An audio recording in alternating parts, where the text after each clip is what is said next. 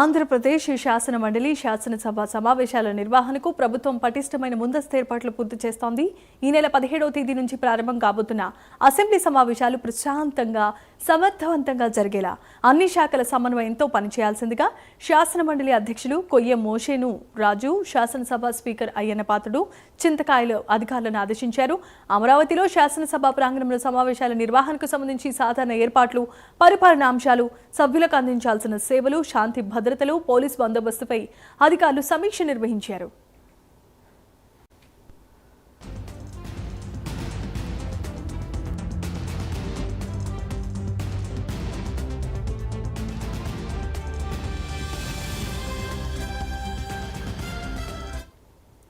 సభలో సభ్యులు అడిగే ప్రశ్నలకు నిర్ణీత సమయంలో సమాధానాలు అందించడంపై స్పీకర్, మండలి చైర్మన్ ప్రత్యేకంగా దృష్టి సారించారు. దీర్ఘకాలంగా పెండింగ్లో ఉన్న ప్రశ్నలు వెంటనే సమీక్షించి సంబంధిత శాఖల నుంచి సకాలంలో స్పష్టమైన, సమగ్రమైన సమాధానాలు అందేలా సమన్వయ వ్యవస్థ ఏర్పాటు చేయాల్సిందిగా ఆదేశించారు. సమాధానం ఇవ్వడానికి వీలు కాని ప్రశ్నలకు కారణాలు స్పష్టంగా తెలియజేస్తూ సంక్షిప్తమైన సమాధానం ఇవ్వాల్సిందిగా సూచించారు. అదేవిధంగా సభలో మంత్రులు, శాఖల తరపునిచ్చే హామీల అమలుపై ప్రత్యేక దృష్టి పెట్టాలని, సభా హామీలు నిర్ణీత కాల వ్యవధిలో అమలయ్యేలా పర్యవేక్షణ, సమీక్షకు పటిష్టమైన వ్యవస్థను ఏర్పాటు చేయాలని స్పష్టం చేశారు.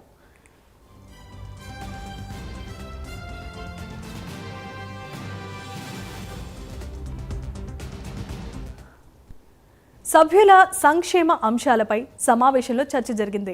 పెండింగ్లో ఉన్న సభ్యుల మెడికల్ బిల్లులు సత్వరమే పరిష్కరించి అర్హత కలిగిన క్లెయిమ్లకు ఎలాంటి జాప్యం లేకుండా చెల్లింపు జరిగేలా చర్యలు తీసుకోవాల్సిందిగా అధికారులను ఆదేశించారు. సభ్యుల పింఛన్ పెంపుకు సంబంధించి పెండింగ్ ప్రతిపాదనలు కూడా త్వరితగతిన పరిశీలించి అవసరమైన పరిపాలన, ఆర్థిక ప్రక్రియలు వెంటనే పూర్తి చేయాల్సిందిగా నిర్ణయం తీసుకోవాలన్నారు. ఇక సమావేశాల భద్రతపై ఉన్నత స్థాయి సమీక్ష జరిగింది. ఎటువంటి అవాంఛనీయ సంఘటనలకు తావు లేకుండా పటిష్టమైన పోలీసు బందోబస్తును ఏర్పాటు చేయాల్సిందిగా స్పీకర్ కోరారు. ఈసారి డిజిటల్ పాసుల విధానం అమలు చేస్తున్నందున ప్రతి పాసును తప్పనిసరిగా స్కాన్ చేసి ధృవీకరణ అనంతరం మాత్రమే సభా ప్రాంగణంలో అనుమతించాలన్నారు. మన సభ జనసభ అనే కార్యక్రమం నేపథ్యంలో సాయంత్రం వేళల్లో సందర్శకుల ప్రవేశం ఉండే అవకాశం ఉన్నందున అదనపు భద్రత ఏర్పాట్లు పూర్తి చేయాల్సిందిగా సూచించారు.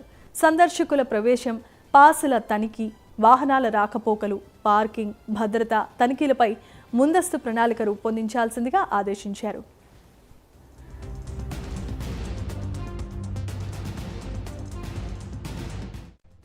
అనుభవాలను దృష్టిలో ఉంచుకొని భద్రతా లోపాలు, గ్యాపులు ముందుగానే గుర్తించాలని, సచివాలయం చుట్టుపక్కల ఉన్న ఖాళీ ప్రాంతాలపై ప్రత్యేక నిఘా పెట్టాలని సూచించారు.